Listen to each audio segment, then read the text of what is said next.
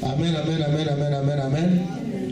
Que Dieu soit loué. Nous allons nous entretenir sur ces sous-thèmes. Vous avez assez demeuré à horaire.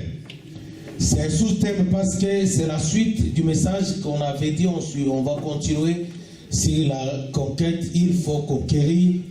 Nous l'avions vu le dernier dimanche de l'an 2014. Il faut conquérir. Et nous avions ce dimanche-là expliqué pour ceux qui n'étaient pas là que Dieu ne donne rien gratuitement en dehors du salut. La seule chose que Dieu nous a donnée gratuitement, c'est le salut, c'est la vie éternelle. Il nous l'a donné par amour. Il a donné son Fils unique, Jésus-Christ, venir sur la croix, mourir à la croix, subir l'humiliation de la croix pour nous donner accès, nous racheter, nous donner la vie éternelle. Amen, amen, amen, amen, amen.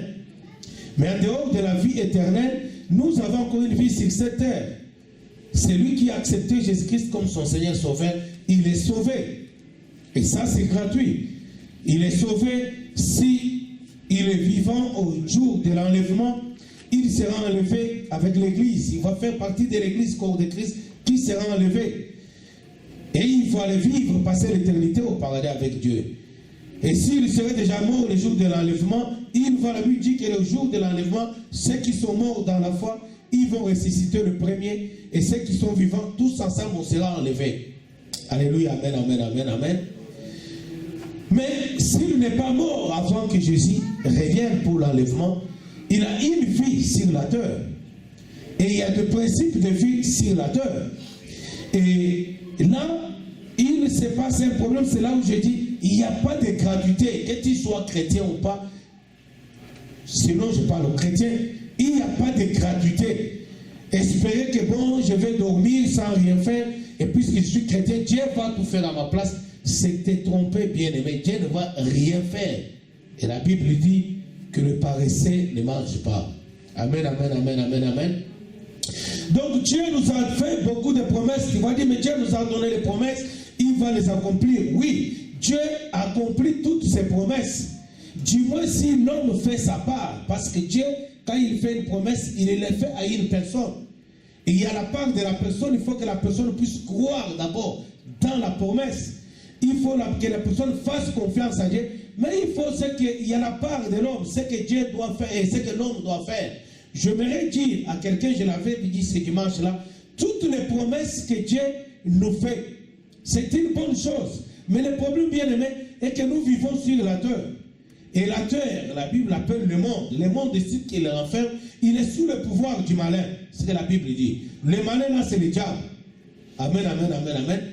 Donc, le monde et tous ceux qui l'enferment sont sous le pouvoir du malin. Donc, le monde dans lequel tu vis, le monde dans lequel tu travailles, le monde dans lequel tu te maries ou tu dois te marier, le monde dans lequel tu dois avoir les enfants, le monde dans lequel tu as besoin de ceci ou cela, ce monde-là et tout ce qui le renferme est sous la domination et l'autorité du diable.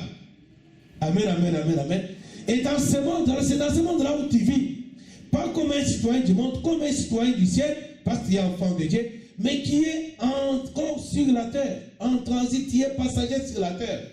Et sur la terre où tu vis, la terre et tout ce qu'elle renferme est sous la domination du diable. Et c'est ces choses-là qui sont sur la terre, parmi lesquelles que Dieu nous a fait certaines promesses. Amen, amen, amen, amen.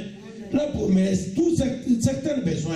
La promesse du travail, du bien-être, d'avoir des enfants, du mariage, c'est dans ce monde. Et ces choses-là sont dans le monde. Et la Bible dit que le monde est ce qu'elle renferme. Et sous l'autorité, sous le pouvoir du diable. Amen, amen, amen. Amen. Donc le diable ne voit pas pour dire, ok, Constant, gloire à Dieu, il y a une promesse, ok, viens, prends. Non, non, jamais, plus jamais. Alléluia, amen. Et nous avons le dernier dimanche de 2014, pris un texte dans le livre d'Exode pour montrer comment Dieu avait parlé aux hommes avant toi et moi. Il avait parlé au peuple d'Israël, ce peuple-là qu'il avait choisi comme un peuple lui appartenant. Dieu leur avait parlé en leur promettant le pays où coule le lait et le miel, la terre promise. Dieu leur avait fait la promesse de les sortir d'Égypte pour les amener dans le pays où coule le lait et le miel. Amen, amen, amen, amen.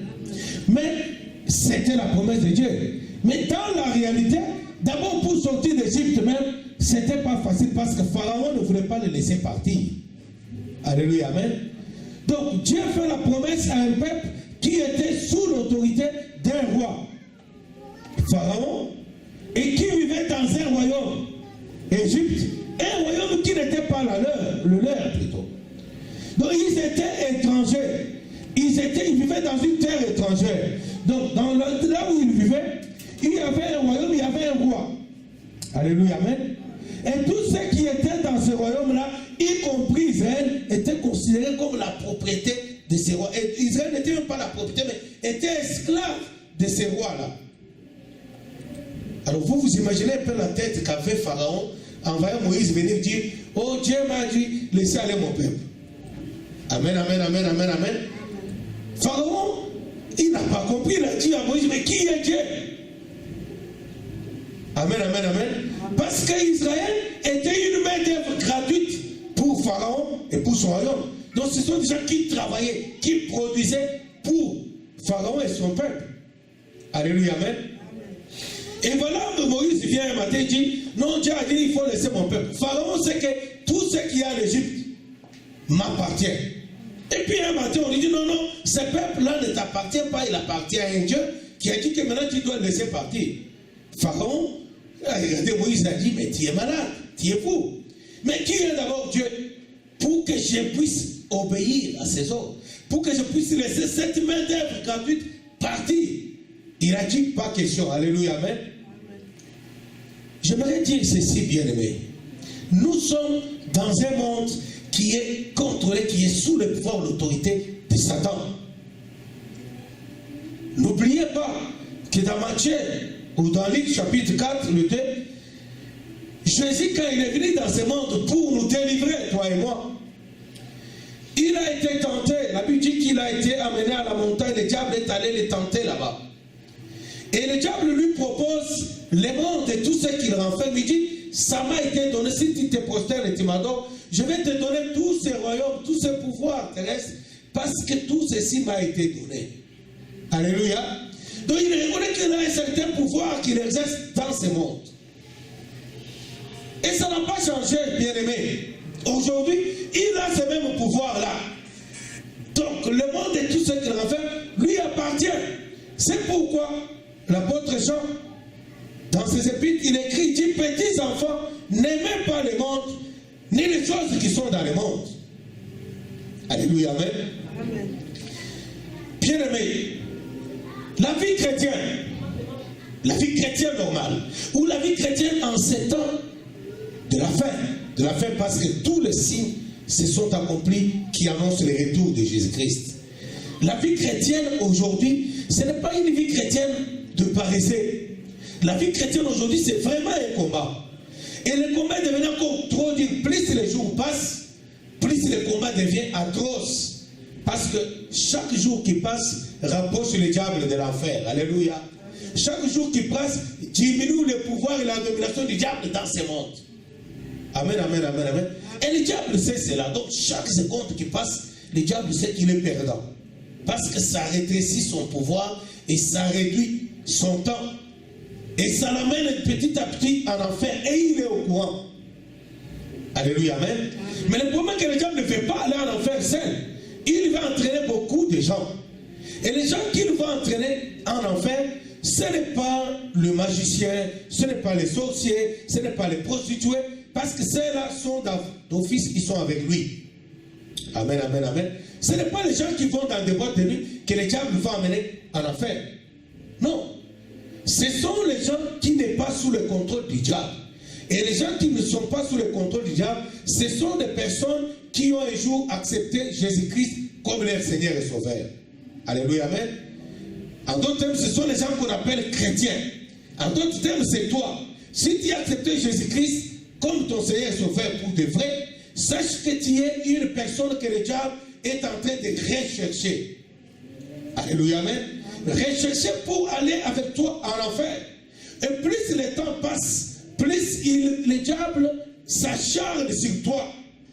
Plus le parce qu'il se rend compte qu'il s'approche de l'enfer aussi longtemps et pourtant il ne t'a pas encore eu. Est-ce que quelqu'un m'écoute? Alors il multiplie des stratégies pour t'avoir. Et ça emmène encore davantage dans la colère. Alléluia, amen. Et il multiplie des stratégies pour mettre la main sur toi parce qu'il ne veut pas aller seul en enfer. Ça, c'est le plan du diable.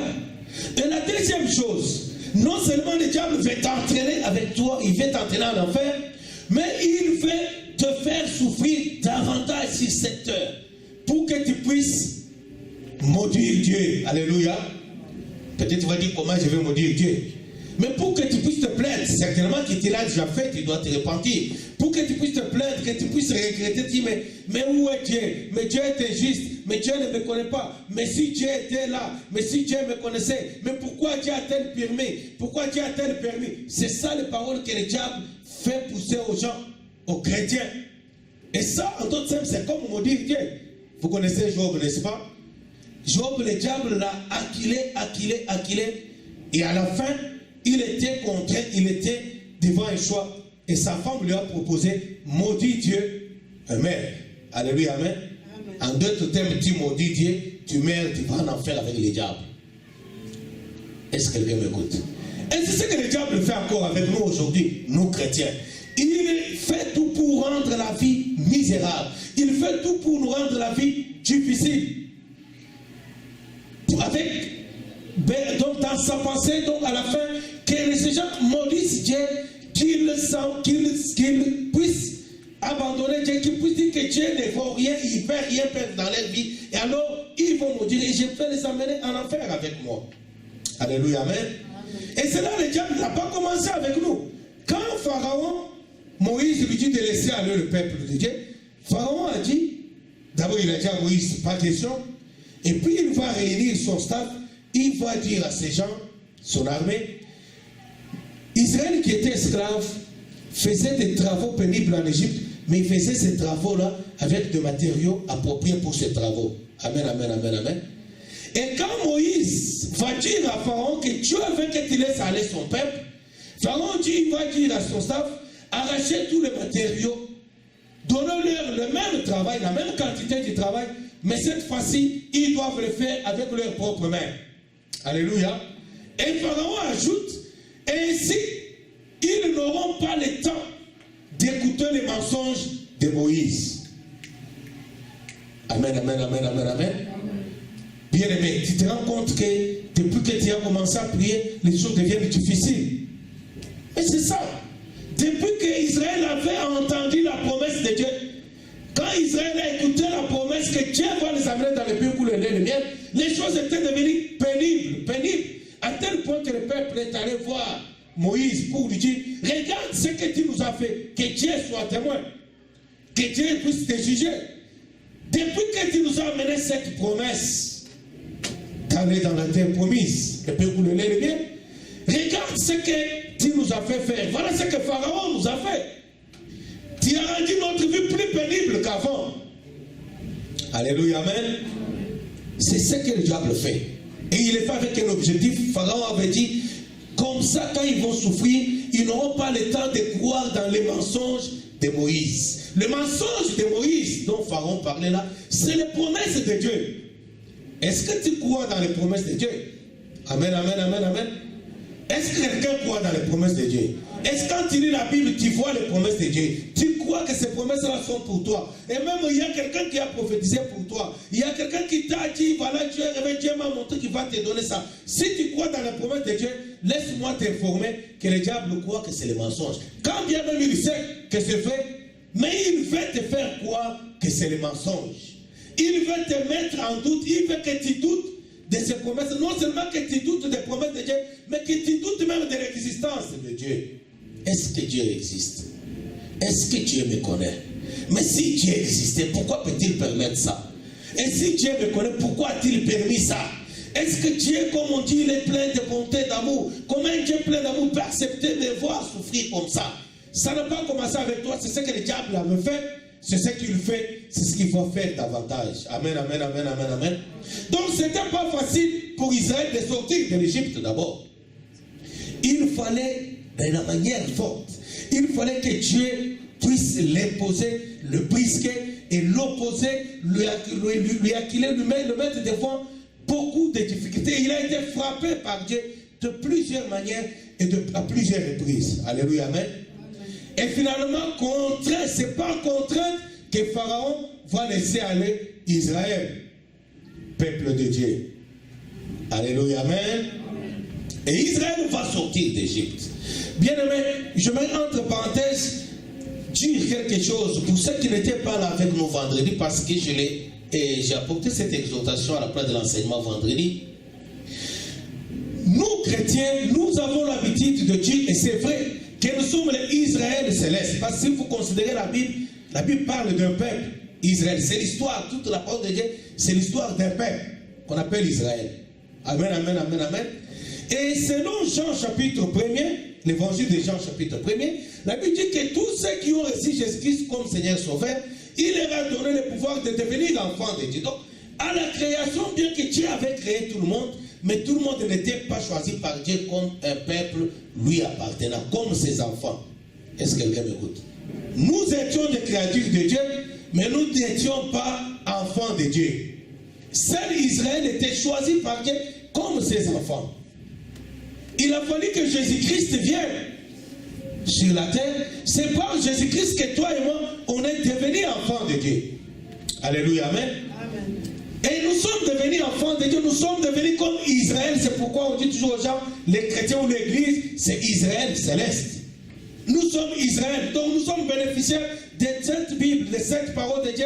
Nous sommes bénéficiaires de toutes ces promesses qui sont dans la parole de Dieu. Mais laissez-moi vous dire que de la même façon que nous disons, nous avons été adoptés, nous sommes devenus Israël, de la même façon, écoutez, on ne va pas seulement bénéficier et hériter de bénédictions et des promesses que Dieu a faites à Israël, on va aussi bénéficier des conséquences liées à ces promesses-là.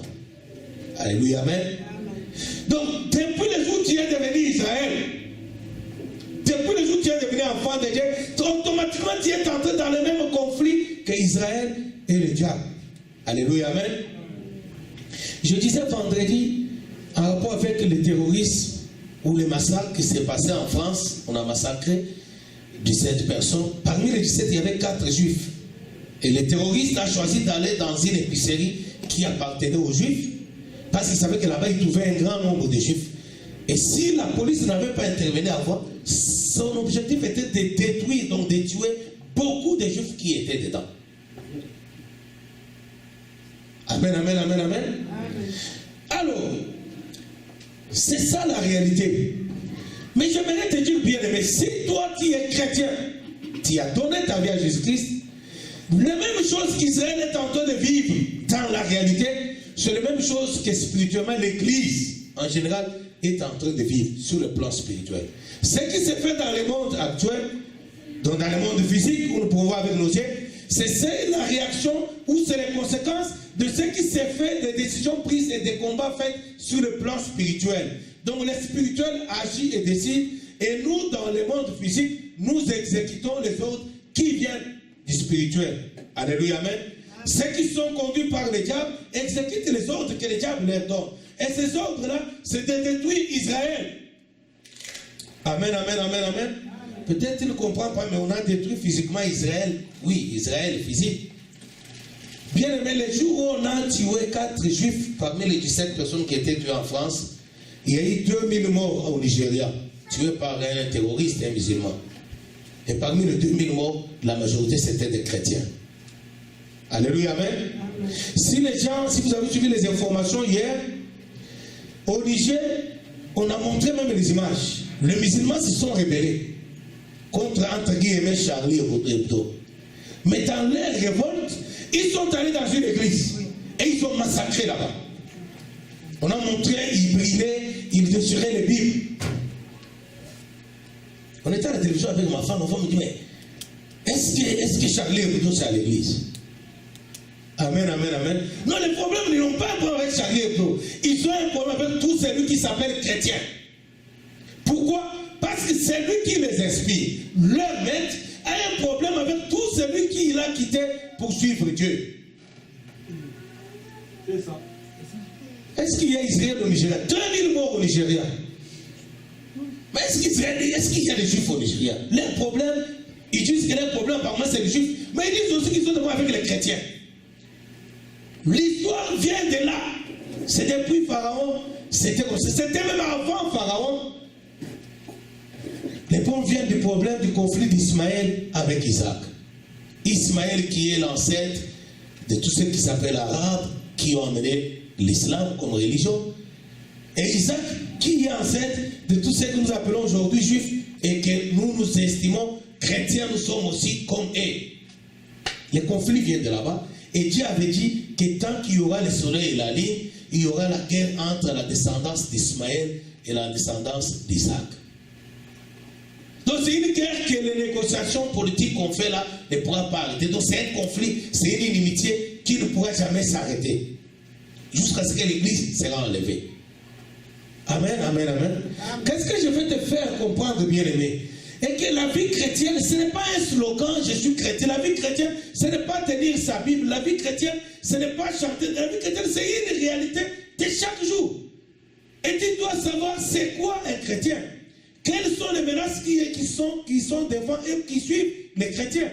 Pour qu'en conséquence, tu puisses vivre en tenant compte de ces choses. Tu dois avoir besoin, tu as besoin de ces informations-là.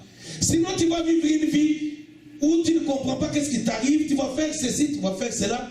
Et si tu n'as pas d'information, tu ne sauras pas comment vivre une vie chrétienne normale. C'est quoi une vie chrétienne normale? C'est vivre, être combattu, mais jamais vaincu. Amen. C'est ça une vie chrétienne normale. Quand tu dis pas la vie chrétienne, tu n'auras pas de difficultés. Tu auras beaucoup de difficultés, je t'informe. En 2015, ça va être très difficile. Alléluia, amen, amen, amen. Ça va être très, très, très difficile. C'est pourquoi j'ai demandé qu'on chante ces chants-là. Et nous, Seigneur, nous sommes tous des Josué. Nous avons besoin de toi. Étends ta main et Jéricho tombera. Parce que nous avons besoin que Dieu sa main sur nos vies. Si ce n'est pas ça, bien-aimé, détrompe-toi. Je ne veux pas que tu restes dans l'église et qu'on te raconte des slogans dont tu ne pourras pas palper les réalités. Est-ce que quelqu'un m'écoute? J'aimerais dire à quelqu'un, je l'ai dit vendredi. Le travail que Dieu a laissé aux disciples, ce n'est pas le travail d'aller déconstruire les églises et bâtiments. L'église, c'est l'ensemble des chrétiens, quelle que soit la domination, église horaire, église rocher, église action apostolique. Ça, ce sont les appellations des assemblées. Donc, les assemblées des chrétiens, nous sommes assemblés ici pour adorer Dieu. C'est tout. Mais l'église, ce n'est pas seulement nous ici. L'église, c'est toutes les personnes, quel que soit le lieu où ils se trouvent, quelle que soit leur race, qui ont un jour accepté Jésus-Christ comme leur Seigneur Sauveur. Ces gens-là font partie de ce qu'on appelle église. C'est cette église-là que Jésus-Christ viendra enlever. Alléluia, amen. Donc notre objectif, c'est de communiquer l'évangile, de former les disciples de Jésus-Christ. Les disciples, ce sont les gens qui écoutent l'enseignement de Jésus, qui est la parole de Dieu, qui la mettent en pratique pour devenir eux-mêmes comme Jésus-Christ. Selon que la Bible dit, le disciple n'est pas plus grand que son maître. Mais tout disciple accompli est comme son maître. Donc ils sont devenus comme Jésus-Christ parce qu'ils ont écouté l'enseignement de Jésus et ils ont appliqué cet enseignement qui a transformé leur vie et leur vie est devenue comme celle de Jésus. Et alors quand ta vie deviendra comme celle de Jésus, tu vivras une vie chrétienne normale parce que Jésus a vécu dans ce monde, il était confronté à beaucoup de problèmes, il les a tous vécus. Même la mort. C'est ça l'objectif de nos réunions quand nous nous réunissons pour lire la parole de Dieu. Est-ce que quelqu'un m'écoute? On ne se réunit pas pour faire l'église Action Apostolique la meilleure église du monde. Non, nous ne sommes pas du monde. Nous sommes là pour devenir comme devenir des disciples accomplis. Et c'est à ce stade, à ce niveau-là, que Christ viendra nous enlever. Alléluia, amen. Ce que nous faisons aujourd'hui, nous nous préparons, l'église nous prépare à l'enlèvement. L'église nous prépare, nous. L'église, c'est toi et moi, ce n'est pas le bâtiment.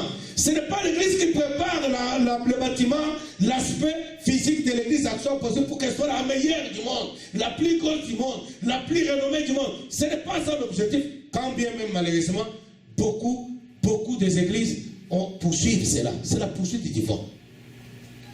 Mais le travail de l'église, c'est de te transformer.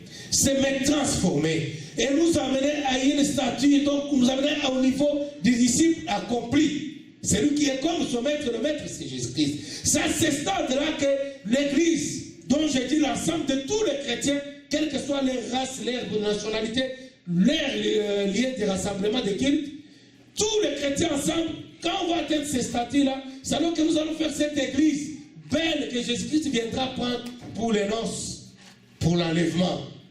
Alléluia, amen. Alors, au lieu que tu puisses avoir les soucis, aujourd'hui les chrétiens ont le souci d'avoir leur église la plus meilleure. Non, Jésus-Christ a besoin de t'avoir toi comme le disciple le plus meilleur. Disciple accompli. Est-ce que quelqu'un m'écoute? Et quand nous allons atteindre cette dimension-là, nous vivons alors une vie chrétienne normale. Donc, confronté à des problèmes, on sera attaqué, mais on va vaincre toujours le mal. Quelle que soit l'opposition, on sortira vainqueur.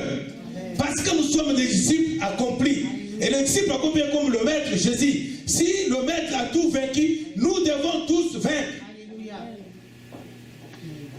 L'objectif bien aimé de cet enseignement, c'est de te montrer sans te communiquer la paix. Ce n'est pas la paix que je vais te communiquer. Je vais te communiquer le courage, au contraire. Mais j'aimerais te dire qu'il ne faut pas rester paresseux ou naïf. C'est de te dire que la vie chrétienne, c'est une vie meilleure, oui. Mais c'est une vie meilleure si tu comprends ce que tu dois faire. Nous sommes dans le monde. Tout ce qui est dans le monde, bien aimé, il n'y a personne qui va te les offrir cadeau. Tu dois te battre. Tu dois travailler. C'est pourquoi Dieu dit que les paresseux ne mangent pas. Parce que Dieu n'aime pas les paresseux. Alléluia, amen. Dieu n'aime pas les paresseux. Et si tu es paresseux, tu vois que Dieu va faire quelque chose à ta place. Oui, Dieu a déjà envoyé son fils à la croix mourir à ta place pour que tu sois sauvé pour la vie éternelle. Amen. Mais sur la terre, pour manger, tu dois travailler.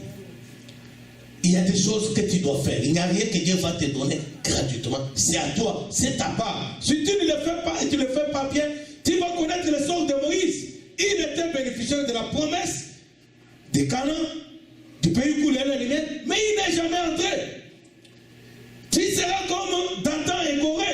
Tu seras comme Aaron et Marie. Ils ne sont jamais entrés à Canaan. Et pourtant, ils étaient aussi bénéficiaires des promesses de Dieu au même titre que Josué et Caleb.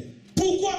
Parce qu'ils n'ont pas compris que c'est une promesse, oui. La terre promise, oui. Mais le chemin qui nous amène à la terre promise, il y aura de l'opposition. Et devant l'opposition, il faut se battre. Nous sommes avec Dieu, nous aurons la victoire, oui. Mais il n'y a pas de victoire sans combat. Chaque victoire est l'aboutissement d'un combat. Chaque victoire est l'aboutissement d'une guerre. Il n'y a pas de victoire sans combat. Alors si tu crois à la victoire, nous sommes plus que vainqueurs en Jésus-Christ, oui. Mais il faut se battre pour être plus que vainqueurs. Le combat est là, on doit se battre. L'avantage que nous avons est que la victoire est de notre côté. Amen, amen, amen, amen, amen. Dans ce texte d'Éternome chapitre 1er, le texte est là. Moïse parle au peuple. L'Éternel notre Dieu nous a parlé à Horeb en disant: vous avez assez demeuré dans cette montagne. Amen, amen, amen, amen. Bien aimé, là le peuple est déjà sorti d'Égypte. Dieu a combattu pour eux.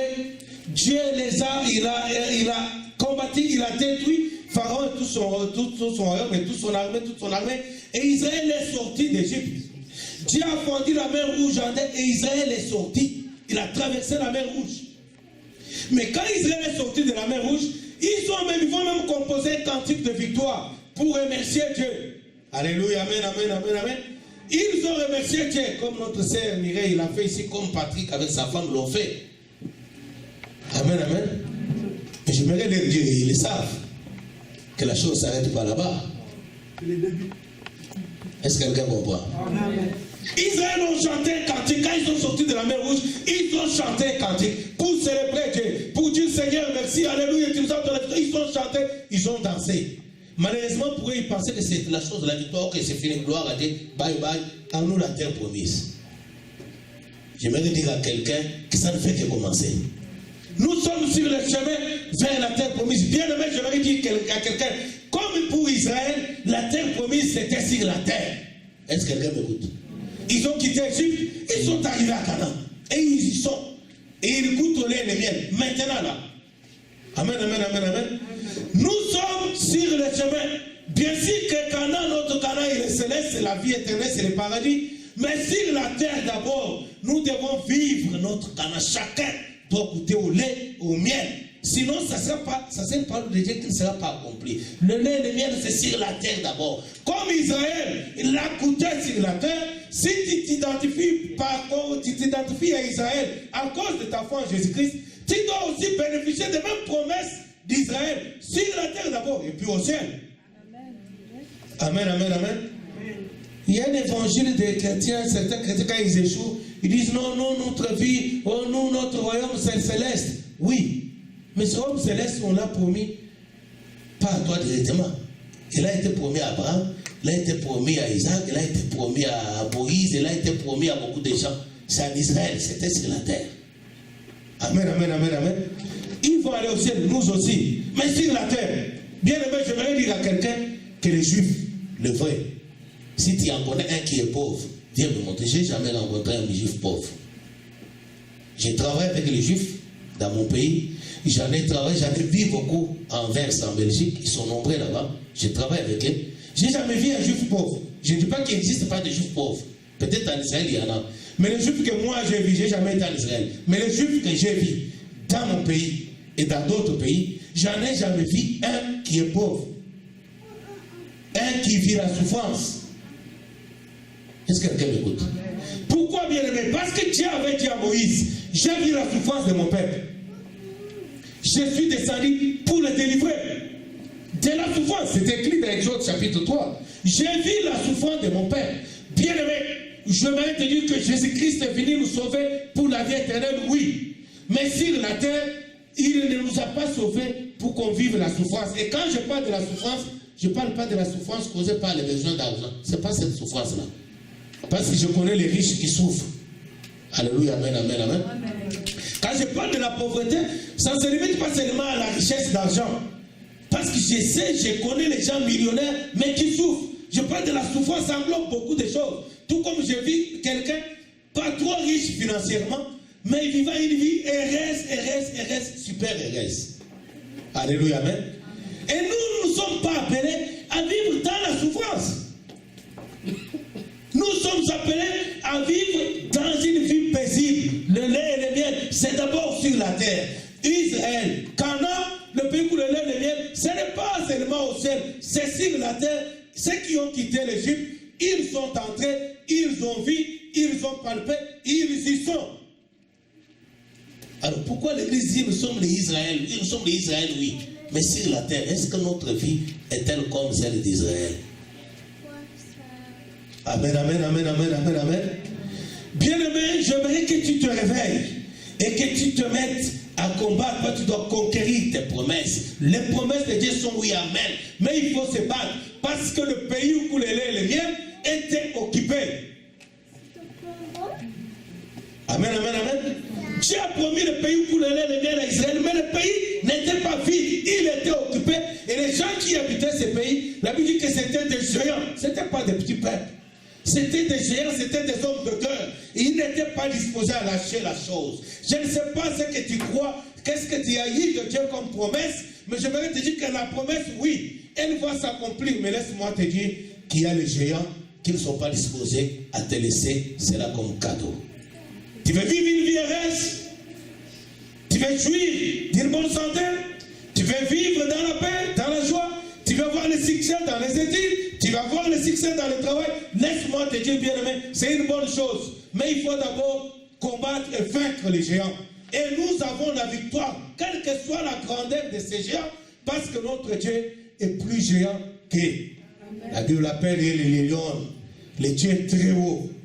Très haut. Il n'y a personne qui peut l'égaler, ni dans la hauteur, ni dans la largeur. Il est très haut. Nous devons nous battre sans tenir compte des géants, en regardant si la capacité, la puissance de notre Dieu et en comptant sur Dieu. Rien que sur Dieu. Si tu comptes sur tes études, oui, bien aimé, tu seras dessus. Tu comptes sur ton diplôme, oui, c'est une bonne chose, mais après un temps, tu seras dessus. Tu dois compter sur Dieu. Seul lui est capable de nous donner la victoire contre les géants. Amen, amen, amen, amen, amen.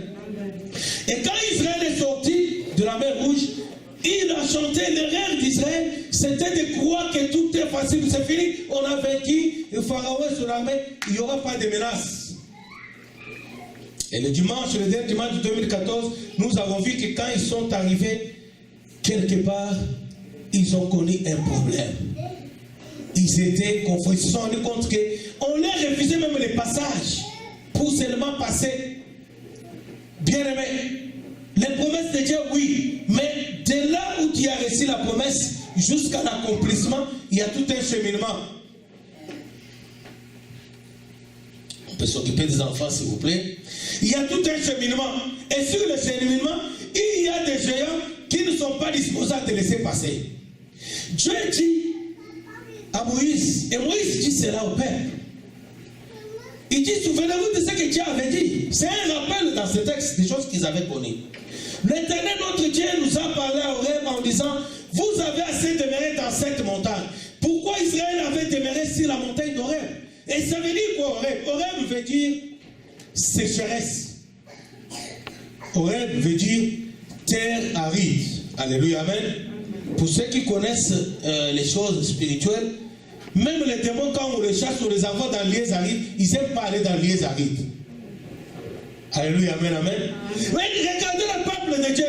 Ils ont fait longtemps dans une terre aride, là où même les démons ne veulent pas habiter, parce que la vie est trop dure là-bas. C'est la sécheresse. Je ne sais pas, bien aimé, combien de temps toi tu y es resté, tu as demeuré à Horeb dans ta vie. Combien de temps tu vis la sécheresse dans ta vie? Combien de temps tu vis dans des conditions difficiles? Ta vie est devenue sèche, sèche, sèche. C'est dur. Et Dieu te dit ce matin, tu as assez demeuré à Horeb. Lève-toi. La Bible dit au verset 7, tournez-vous et partez. J'ai cherché à comprendre, en méditant ce texte, pourquoi Dieu dit tournez-vous. Et je me suis dit donc, ce peuple, bien qu'ils avaient trop perdu le temps à Horeb, dans la sécheresse, dans un lieu aride, mais ils regardaient dans une mauvaise direction. Est-ce que quelqu'un peut dire amen? Amen. Sinon Dieu ne pouvait pas dire tournez-vous donc. Peut-être qu'ils étaient à Horeb en regardant comme ça. Et Dieu leur dit, vous avez assez de à Horeb. Il ne dit pas lèvez-vous, allez pas si leur dire lèvez-vous, allez, ils allaient aller dans la direction, ils regardaient. Il dit tournez-vous. Bien aimé, regarde dans quelle direction. Quand il est attiré par les problèmes, quand il souffre des problèmes, traumatisé par des problèmes, humilié par des problèmes, tu es devenu un sujet de moquerie pour les autres. Mais tu regardes où? Ah bon. Il y en a qui disent, bon, maintenant je vais chercher le travail, bon, maintenant je vais faire telle formation. Bien, mais ce n'est pas un problème de formation. Tu peux avoir tous les diplômes que tu veux, mais le diable ne va pas te laisser. Ce n'est pas facile. À moins que tu tournes le regard vers Dieu. Bien aimé, 2015, j'aimerais parler à ceux qui pensent que 2014 était sombre. J'aimerais te dire que 2015, si tu ne comprends pas, il va être plus pur que 2014. Voilà pourquoi Dieu nous envoie cette parole au début de l'année. Et le Saint-Esprit nous a mis à cœur de nous organiser en tant que chrétiens, en tant qu'église locale, pour commencer à nous battre maintenant, au lieu d'attendre la fin de l'année et faire encore un bilan négatif. Ce maintenant. Alléluia, amen. Si toi comprends, tu regardes où? Tu regardes à qui? Tu investis ta confiance en quoi? Oh bon, comme ça ne marche pas, je vais faire telle formation, on m'a dit qu'on prend beaucoup de gens au travail, et ainsi de suite, ainsi de suite. C'est bien bon. Tu peux faire cette formation-là et ne pas l'achever. Tu peux la faire et achever et ne pas trouver le travail, bien qu'on prend beaucoup de gens qui ont fait cette formation. Tournez-vous et partez. Et Dieu donne la direction. Allez à la montagne des Amoréens. Alléluia, amen. Amen. Vous savez bien aimé, ils étaient déjà sur une montagne où il y avait la sécheresse à Horeb. Et Dieu les envoie encore sur une autre montagne. Vous savez, c'est pas facile de monter les montagnes. Monter seulement la montagne, c'est pas facile. Et c'est là où Dieu a choisi de les envoyer. Allez vers la montagne des Amoréens et dans tout le voisinage, dans la plaine et sur la montagne, dans la vallée et dans les midis, sur la côte de la mer, au pays des Cananéens et au Liban, jusqu'au fleuve d'Euphrate. Bien aimé, ils avaient passé longtemps. Ils avaient assez perdu le temps. Je ne sais pas combien de temps tu as souffert de ton problème ou de tes problèmes. Combien de temps tu es en train de gémir de ces problèmes. Combien de temps tu pleures de ces problèmes. Combien de temps, un jour, une semaine, un mois, une année, 2 ans, je ne sais pas. Combien de temps. Mais Dieu te dit ce matin, tu as assez demeuré dans la sécheresse. Horeb veut dire sécheresse. Horeb veut dire terre aride. Et bien aimé, je vous ai dit tout à l'heure, les démons, les chasses, on les envoie dans les arides. Ils ne veulent pas aller là-bas. Ils savent qu'il y a la sécheresse, la vie est dure. C'est difficile là-bas. Ils ne veulent pas aller là-bas. Combien voulez-vous que le peuple de Dieu accepte de passer tout son temps à Horeb? Regarde ta vie chrétienne. Depuis que tu es chrétien, la vie est trop sèche. Il n'y a que sécheresse sur sécheresse. Tu tournes en rond. Vous avez assez passé. Vous avez assez demeuré à Horeb. Bien aimé, je vais dire à quelqu'un que notre Dieu ne nous fait pas dans une vie de sécheresse. Notre Dieu ne te fait pas dans une vie de souffrance. Notre Dieu veut te voir vivre une vie heureuse. Et c'est ce qu'il dit. Et c'est ce qu'il a dit à ce peuple. Amen. Il ne les avait pas sortis d'Égypte pour qu'ils viennent demeurer à Horeb. Ils avaient sorti d'Égypte pour qu'ils aillent à Canaan, le pays coulé le lait et le miel. Et voilà que ce peuple arrive à Horeb et il reste là. Et il passe beaucoup de temps là. Ils étaient mis sur leur demeure à Horeb. Et Dieu, qui ne veut pas voir son peuple souffrir, qui ne veut pas voir son peuple dans la sécheresse, il leur dit, vous avez assez. Est-ce que ce matin, tu peux dire assez ces problèmes? Dieu dit assez. Dieu dit à ton problème assez. Est-ce que toi-même tu ne peux pas dire assez à ces problèmes-là? C'est ta décision. Ils auraient pu refuser. Mais ils ont accepté. Tournez-vous. Non seulement tu y passes ton temps dans une mauvaise vie que Dieu ne te veut pas, mais tu as le regard fixé ailleurs. Ton regard est où? Ton regard est sur qui? Ton regard est sur quoi? Il y en a qui ont le regard. Il y a d'autres chrétiens aujourd'hui, et c'est la majorité des chrétiens d'aujourd'hui. Leur regard est sur leur église. Écoute, il n'y a pas de salut d'équipe. Les saluts est individuel. La bénédiction aussi elle est individuelle. À chacun son jour. C'est ce que les bien-aimés ont témoigné. Nous autres, on n'a pas témoigné. Mais on va témoigner aussi. C'est individuel. Il n'y aura pas de bénédiction d'équipe et puis c'est fini ce temps-là où la main tombait du ciel pour tout le monde avancer au même moment. Est-ce que quelqu'un m'écoute? Il y a les chrétiens qui disent, oh notre église, et notre église est la meilleure. Si l'église ne devient pas la meilleure, ils ont des soucis. Il y en a même qui quittent l'église pour aller dans les églises. Mais ce n'est pas une histoire d'un groupe de gens. C'est toi avec Dieu. C'est ta vie qui doit devenir meilleure. Elle deviendra meilleure dans la mesure où tu écoutes une bonne parole, où tu la mets en pratique. Et ce matin, Dieu te dit, assez. Est-ce que tu peux comprendre que ta situation est assez, elle a assez demeuré dans ta vie? Est-ce que tu peux comprendre que tu dois te tourner? Tourne ton regard vers le Seigneur et partez. Tournez-vous et partez. Ce matin, Dieu te dit, tourne ton regard sur lui et pars. Amen. Si tu as tourné le regard contre l'église, l'église va te décevoir. Si tu as tourné ton regard vers le pasteur, même si c'est moi, tu seras déçu. Tournez-vous et partez. Parce que vous avez assez demeurer à Horeb. Horeb, c'est un lieu de sécheresse, c'est une terre aride. Je ne vous ai jamais dit de sortir d'Égypte pour rester à Horeb. Mais je vous ai dit sortir d'Égypte, aller à Canaan, le pays où le lait et le miel. Pas dans un lieu désert, pas dans un lieu où il y a la sécheresse, pas dans un aride. Est-ce que tu peux t'élever? Est-ce que tu peux tourner ton regard? Nous allons lire notre deuxième texte dans Deutéronome, toujours le chapitre 2, le verset 24-25. Deutéronome, chapitre 2, 24-25. Écoutez ce que j'ai dit. Lèvez-vous, partez et passez le torrent de l'Arnon. Vois, je livre entre tes mains Sion, roi d'Hesbon, l'Amoréen et son pays. Commence la conquête, fais-lui la guerre. Bien aimé, ce n'est pas gratuit, ce n'est pas un cadeau, c'est la guerre. Tu veux que ta vie change, c'est la guerre. Fais-lui la guerre. Amen. S'il vous plaît, si ce n'est pas pour le travail. Si ce n'est pas une raison de travail, 2015, chaque mercredi, on est là de 7h le soir à 8h30. C'est 1h30 seulement. Organise-toi, planifie ton temps pour avoir ces 1h30. Viens ici. Toi qui es incapable de prier seul à la maison, viens ici, tu vas accueillir l'habitude. Tu vas prier avec nous. Et on prie chaque mercredi de 7h à 8h30 le soir pour nos vies.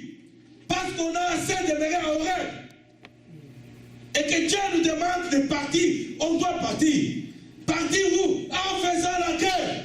C'est pas partir en tournant avant avec une grosse Bible. Prier, tu pries, tu danses, tu dis aujourd'hui la louange était meilleure. Oui, mais ta vie est-elle meilleure? Bien aimé, viens prier. Si ce n'est pas une contrainte liée au travail, ne reste pas à la maison mercredi de 19h à 20h30. Tu n'as pas de raison. C'est difficile peut-être ton horaire, mais tu peux venir, bien aimé. Écoute, vaut mieux que ça soit difficile pour toi de venir prier. Tu t'imposes là comme un sacrifice pour que toute ta vie change. Au lieu de dire, oh non, je suis occupé, mais depuis que tu es occupé à ça, regarde ta vie, elle s'enfonce davantage. Dieu te dit ce matin, vous avez assez de mérite dans la sécheresse. Tournez-vous. Bien aimé. Dans le premier texte que nous avons lu, on parle des Amoréens. Dans ce texte aussi, on parle de l'Amoréen. Amen, amen, amen. Les Amoréens, c'était un peuple hostile à Israël, le peuple de Dieu. Alléluia, amen. C'est ce peuple-là qui, bien avant Moïse, ils sont allés. Et d'ailleurs, j'aimerais dire à quelqu'un que les Amoréens, ce peuple, en ce temps-là, c'était le peuple le plus puissant pour la guerre. C'était des guerriers, c'était des hommes de conquête. Ils étaient très forts, préparés en guerre. Et ils avaient l'habitude de se battre et d'arracher les territoires d'autrui. C'est ainsi qu'à un moment, ils sont allés se battre. Ils ont tué, arrêté les rois de Sodome et Gomorrhe. Et ils ont fait amener tous les habitants de Sodome et Gomorrhe en captivité. Ils ont pris toutes les richesses. Et malheur pour eux, parmi le peuple qu'ils avaient pris, il y avait l'autre, le neveu d'Abraham. Vous connaissez l'autre, n'est-ce pas? L'autre avait été pris, c'était les Amoréens. Ils sont allés à Sodome et Gomorrhe, ils ont détruit là-bas, ils ont détruit, ils ont tué, ils ont pris tout le peuple comme esclaves, ils ont pris toutes les richesses, ils ont pris l'autre, le neveu d'Abraham, avec tous les biens de l'autre. Alléluia, amen. Et quand Abraham avait appris, il est allé se battre avec eux. Bien aimé, Abraham est allé se battre avec eux pour arracher son neveu. J'aimerais dire aux parents,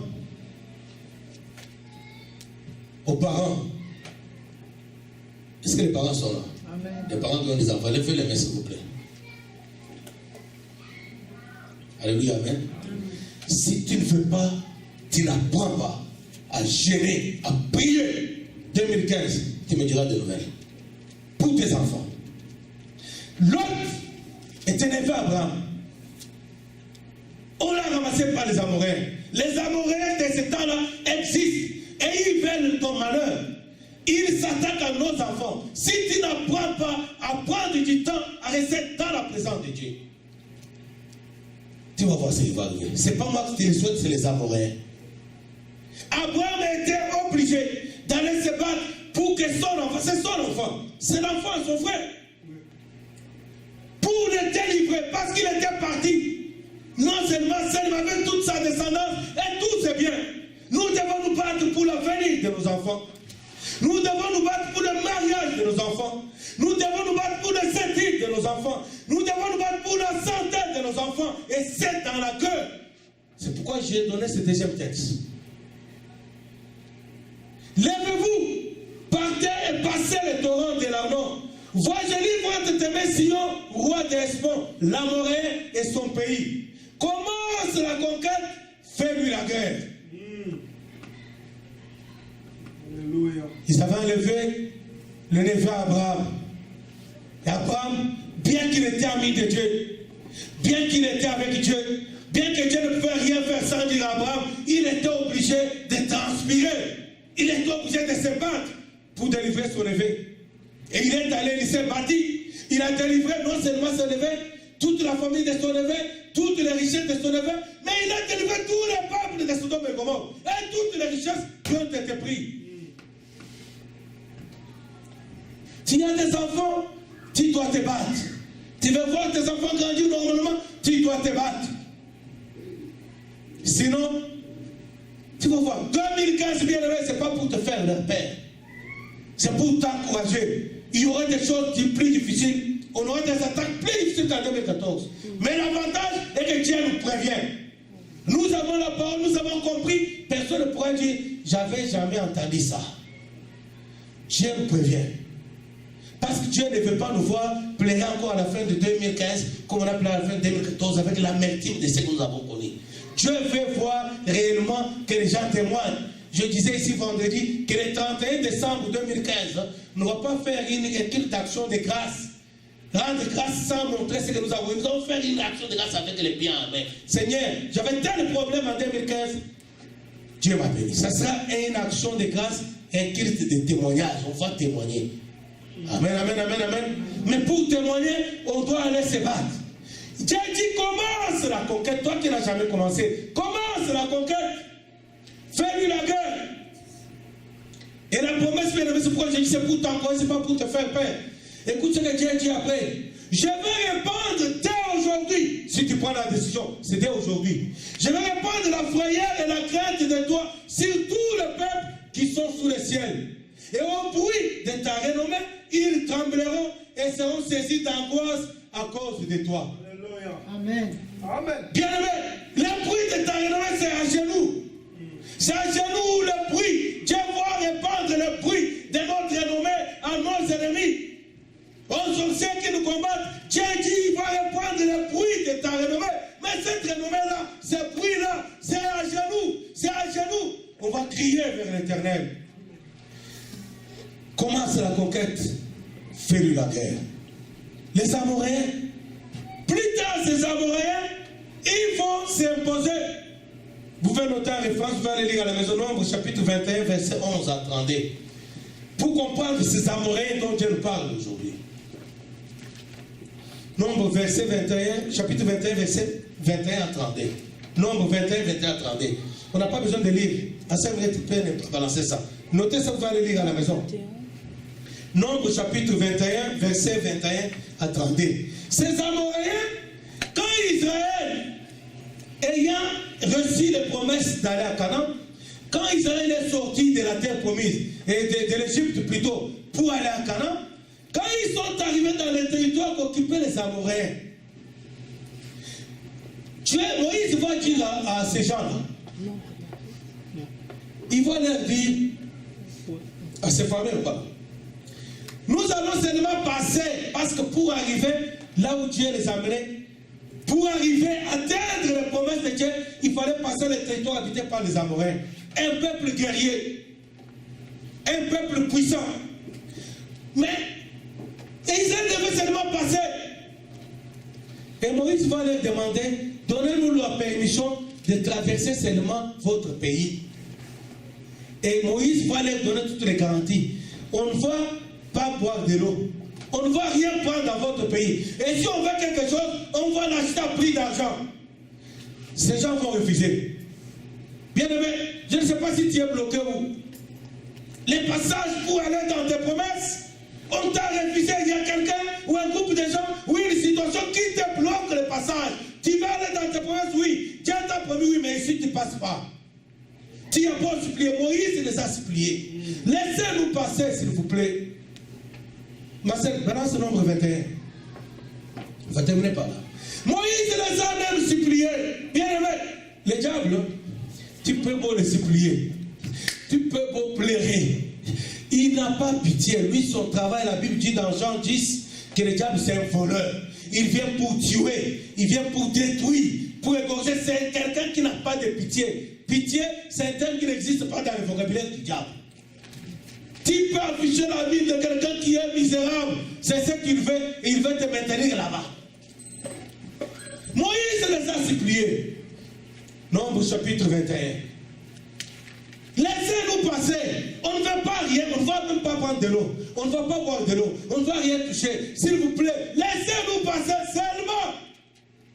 Pas question, vous ne passerez pas ici. Amen, amen, amen. Et moi, ils allaient, ok, bon, qu'est-ce qu'il faut faire? C'est ça la question. On n'a pas retrouvé un nombre 21? Je vais les retrouver moi-même pour les. Marcel, si tu les retrouves, balancez-les au tableau là.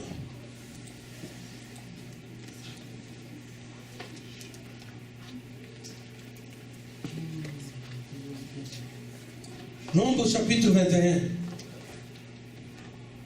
Bien aimé, la vie chrétienne aujourd'hui. Oh, je suis découragé. Oh, le frère pratique m'a insulté. Oh, le frère pratique m'a regardé comme ça. Oh, le tel fait comme ça. Oh, la sœur fait comme ça. Je suis découragé. Oui, va te décourager.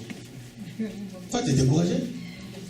Décourage-toi. Les pommes, c'est les Amoréens qui vont régler ton problème. C'est pas Patrick. Les Amoréens peuvent s'arranger, même exciter, même les pasteurs à te faire des choses mauvaises pour que tu te décourages. Dans ces choses-là, les gens, même si tu te décourages, il n'a pas pitié de toi. Que tu te décourages, que tu dors, que tu pries, lui, il faut seulement se battre. Il n'y a pas d'autre option. Bien aimé, on n'a pas de choix. Si ce n'est pas se battre, il ne faut pas nous laisser. Alors ne dis pas, oh, on ne chante pas bien à l'église, je me suis découragé. Ce n'est pas un problème de chanter bien. Ce n'est pas un problème de pasteur qui te sourit tout le temps. Ce n'est pas un problème que Patrick te fasse plaisir. C'est toi et Dieu. La vie chrétienne, c'est toi et Dieu. C'est toi et Dieu. Dieu ne t'a pas décidé. Alors pourquoi te décourager? Peut-être celui qui t'a décidé, peut-être c'est un amoureux, qui sait? Nous sommes venus à l'église chacun lui-même, non? Qui connaît qui est qui? Laisse-moi vous savoir qu'à l'église, il y a aussi des amoureux. Est-ce que quelqu'un m'écoute? Ça peut être le pasteur. Les amoureux, ils utilisent tout le monde. Alors si toi, tu vas te diriger contre des amoureux, c'est pourquoi j'ai dit dans le premier texte, j'ai dit, tournez-vous. Si tu avais confiance en Patrick, il t'a décidé. Au lieu de se décourager et de rester à Horeb, tourne-toi et pars. Est-ce que quelqu'un comprend? Israël a envoyé des messagers à Sion, roi des Amoréens, pour lui dire, c'est le même Sion, laissez-moi passer par ton pays. Nous n'entrerons ni dans les champs, ni dans les vignes, et nous ne boirons pas de l'eau depuis. Nous suivrons la route royale, jusqu'à ce que nous ayons franchi ton territoire. Sion n'accorda point à Israël le passage sur son territoire. Il refusa. Il rassembla tout son peuple et sortit à la rencontre d'Israël dans le désert. Il vient à Jahat et combattit Israël. Tu veux te décourager? Il va te combattre. C'est pas Israël qui a commencé le combat. Il refuse le passage, mais il va même attaquer. Il alla combattre Israël. Bien aimé, que tu te décourages, que tu ne te décourages pas, que tu pleures, que tu demandes pitié au diable, il va te combattre. Les gens, même si tu dis que je vais retourner dans le monde pour vivre dans le péché, il va te détruire là-bas. Même si tu dis j'abandonne le péché pour vivre, suivre Dieu, il va te combattre. Alors la solution, il faut l'affronter. Amen. Ma soeur, on revient à Deutéronome chapitre 2. Alléluia. Il faut l'affronter. Il n'y a pas de choix. Nous n'avons pas d'alternative. Il ne reste pas une autre fois. Il faut l'affronter. Alléluia. Amen. C'est ça. Tu vas aller, on va te dire arracher, arracher, arrache quoi? Arracher. Toi, tu penses que c'est une histoire de faire comme ça, là, tu vas arracher. Lèvez-vous, partez et passez le torrent de l'Arnon. Voici, je livre entre tes mains. C'est ça, la grâce. Sion, c'est le même Sion qui refusait là. Je livre entre tes mains, Sion. Ça, c'est la promesse que Dieu nous donne. Roi d'Hesbon, l'Amoréen, et son pays. Commence la conquête, fais-lui la guerre. Je vais répandre terre aujourd'hui la frayeur et la crainte de toi sur tout le peuple. Alléluia.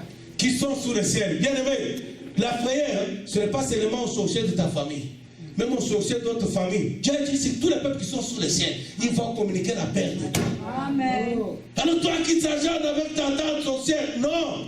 Non seulement ta tante qui va la faire, mais tous les sorciers qui sont sous le ciel. Dieu dit il va répandre la frayeur et la crainte de toi sur tous les peuples qui sont sous le ciel. Et au bruit de ta renommée. Bien aimé, c'est quelle est ta renommée? Chrétien de dimanche? Ou quelqu'un qui prie beaucoup? On te connaît sur quelle renommée? Dis-moi la renommée de toi que Dieu peut répandre, c'est quelle renommée? Quelqu'un qui calomnie beaucoup, quelqu'un qui se plaint beaucoup, quelqu'un qui critique beaucoup, quelqu'un qui parle trop. C'est quoi ta renommée? Je vais répandre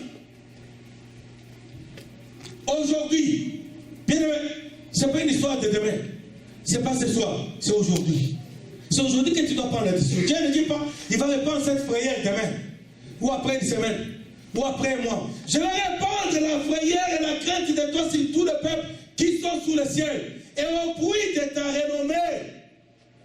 Bien aimé, le diable ne tremble pas au bruit de renommée. Les gens, je me suis découragé, ceci et cela, oh ouais Dieu. C'est quelle est ta renommée? Un pleurnichard qui pleure toujours, qui pleure toujours, qui pleure toujours. Bien aimé, que tu pleures, que tu ne pleures pas, que tu pries, que tu ne pries pas, que tu abandonnes la foi, que tu rentres dans le péché. Les gens n'ont même pas pitié de ceux qui vivent dans le péché. Même ceux qui sont pour lui, il les fait souffrir. Amen. Alors, autant mieux souffrir à les combattre, au lieu de souffrir comme son esclave. Il faut les battre, il faut se battre. S'il n'y a que les combats, sans combat, il n'y a plus rien. Je vais répandre dès aujourd'hui la frayeur et la crainte de toi sur tout le peuple qui sont sous le ciel. Et au bruit de ta renommée, ils trembleront. Bien-aimé, tu peux toujours changer ta renommée.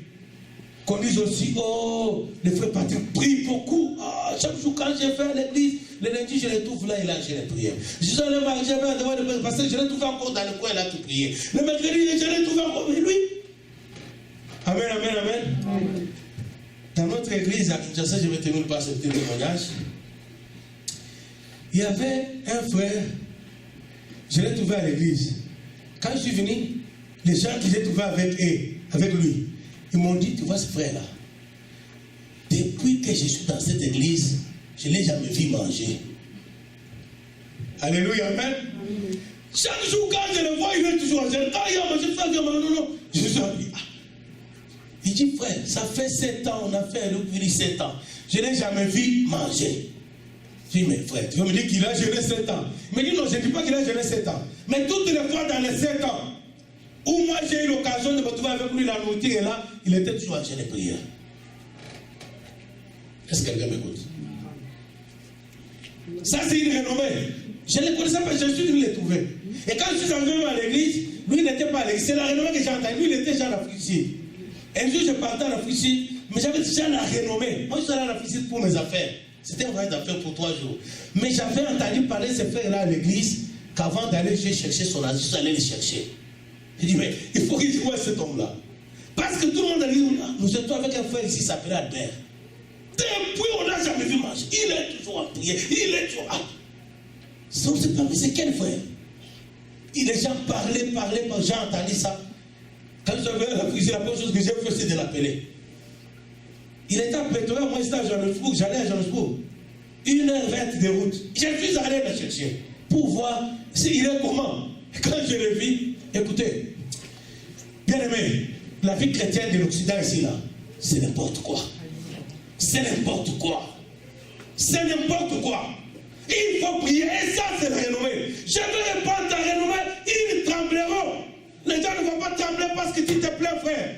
Ils ne vont pas trembler parce que tu pleures. Ils vont trembler parce que tu pries. Et la prière de juste, pas la prière de pécheur. Tu pries beaucoup, tu gères beaucoup, tu pêches beaucoup. Tu pries beaucoup, après tu vas aller calomnier. Bien aimé, toi tu parles trop. Si tu veux parler trop, c'est une bonne chose, mais parle trop à Dieu dans la prière. Au lieu de parler trop à n'importe qui, parle trop à Dieu. Et ce frère-là, il ne parle jamais. Quand il n'est pas à prier, il parle. Je dis avec lui. Il te dit bonjour, comment ça va bien? Prions, vous priez, et puis c'est fini. Oh. Si tu ne parles pas, il ne parle pas. Donc il parle très peu, il ouvre sa bouche, si seulement il est contre. Il ne parle pas, c'est comme s'il est comme ça. Ça, c'est quel Dieu? Alléluia. Mais quand tu es avec lui, tu sens que la présence de Dieu est là. Il dégage la présence de Dieu. Ce n'est pas un homme riche. Mais donc je ne sais pas vous expliquer bien aimé, il faut le voir. On me dit cet homme-là, depuis que j'ai 7 ans, j'ai vécu avec lui 7 ans, je ne l'ai jamais vu manger. Je ne l'ai jamais vu faire. Chaque fois que je vais, il est en prière. Chaque fois que je vais, il est en prière. Chaque fois que je vais, il est en prière. 7 ans, je ne l'ai jamais vu manger. Amen, amen, amen, amen. J'ai répandu ta renommée. Ils trembleront, bien aimés. Ces gens-là s'opposent à nous, mais ils vont trembler. C'est le diable, il a habitué à trembler. Parce qu'ils sont avec Jésus. Et Jésus l'a vaincu. Il a habitué à trembler. Son problème, c'est comme un chien. Vous connaissez le chien? Quand tu passes, il vient avoir, si tu prends fuite, il te suit. Si tu t'arrêtes, il regarde, il s'arrête aussi. Si tu tournes le dos, il te suit. Vous avez déjà vu ça? C'est comme ça que les gens appellent. Il veut communiquer la peur, mais celui qui a la peur, il veut envoyer, il peut crier, il peut faire des grimaces pour t'intimider. Mais celui qui a la peur, parce qu'il sait, non seulement toi, mais c'est celui qui est derrière toi. Amen. Lui, il le voit. Amen. Il le voit. Même ta situation là, elle t'intimide seulement. Elle sait qui est derrière toi. Si tu te mets à prier, elle voit celui qui est derrière toi. Elle est en train de t'intimider. Ne te laisse pas décourager. Ne te laisse pas intimider. Quels que soient tes problèmes, quels que soient les gens qui s'opposent avec toi, tu dois prier. Et là, Dieu va faire entendre le bruit de nos prières comme l'a renommé. Alléluia. Et il dit qu'ils auront peur. Ils auront peur. Ils trembleront. Ils seront saisis d'angoisse à cause de toi. Ils ont levé pour la prière.